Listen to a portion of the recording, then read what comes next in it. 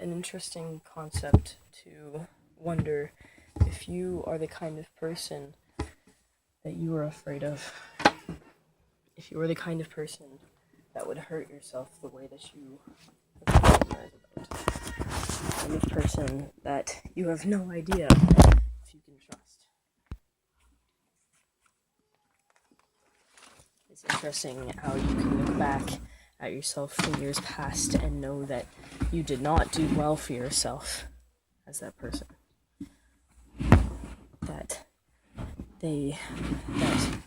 That old reincarnation of yourself did not take care of you well enough. Not nearly as well as you, a beautiful human being, would have needed. I'm putting things away and getting myself organized for the next day.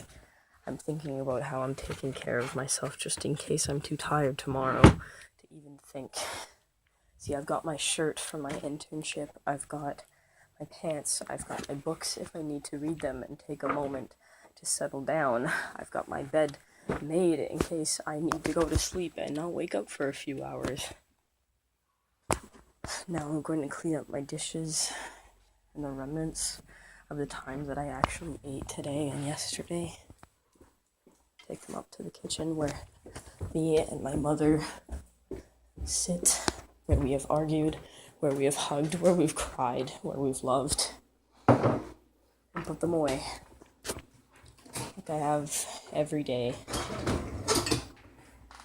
Although some days I didn't take care of myself this well. I didn't put things away, I just left them there, my entire room dirty and mismanaged, and my brain swirling and swarming, not knowing exactly what was going on.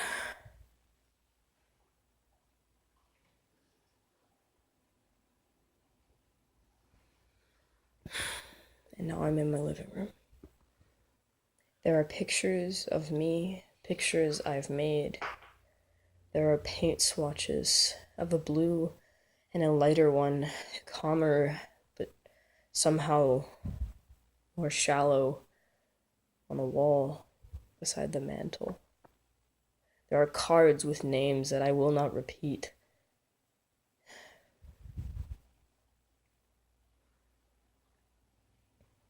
And there are books.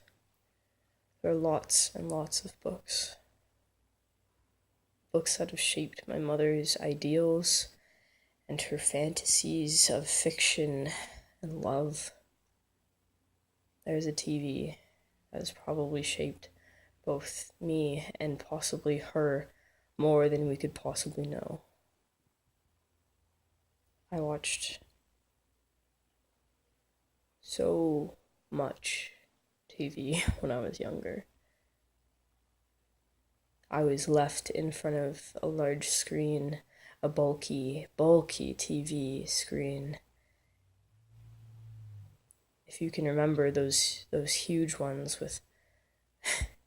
with the almost like feet, like not feet, the almost like foot long backs to them. I had something like that. Huge screens and motors and everything running my brain,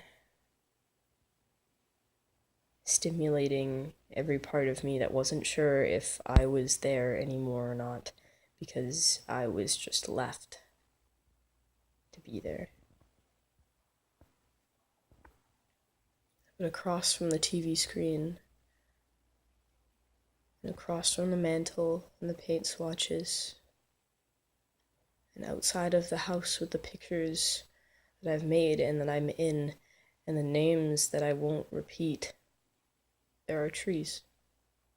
Trees with leaves, and lilac trees that used to flower, but the season is over. Trees that used to be purple and now remain this green and are drying out. It is summer now. And the trees are burning very slowly. They're burning very, very slowly enough as you can only see their browning, and then they fall off when winter comes to claim them. I move now back into the kitchen, to the place where my mother and I have loved, eaten, lost, hurt each other, to the little hallway that contains one of the most beautiful paintings I've ever seen. A painting of a Jesus-like man, stained glass, but somehow acrylic, in the bathroom, where I've discovered so many things about how I feel about my body, about how others do, and cleaned after long days. The blue paint brings some sort of vibrance, and paintings from a friend whose heart and brain and mind and body do not connect. One who is so tired, but not tired in the way that someone would be as if they were going to go do yard work, like I am soon after this. The kind of tired after years and years of telling yourself that there's nothing wrong with you, or that you don't have an illness. She is exhausted, and so am I. In this bathroom, there's a large jacuzzi bath, and when I was younger, I would take baths for hours and hours and hours, and that's all I would do some days, was just be okay and imagine and let my sore muscles rest. But now, as a teenager, I only shower. Quick, thorough, sometimes with singing, sometimes with, well, washing. But usually just a way to get by, to have some sort of hygiene.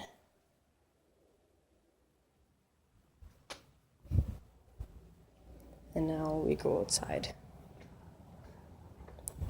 Outside where I've played for so many years, and will continue to play as my sister grows up if we happen to live here. There's another house in a place called Langford where we're thinking of moving. My yard is green in some areas, bleak in others, clover, stone, and wood. There's an apple tree that I've been climbing since I was 7, every October, so that we could harvest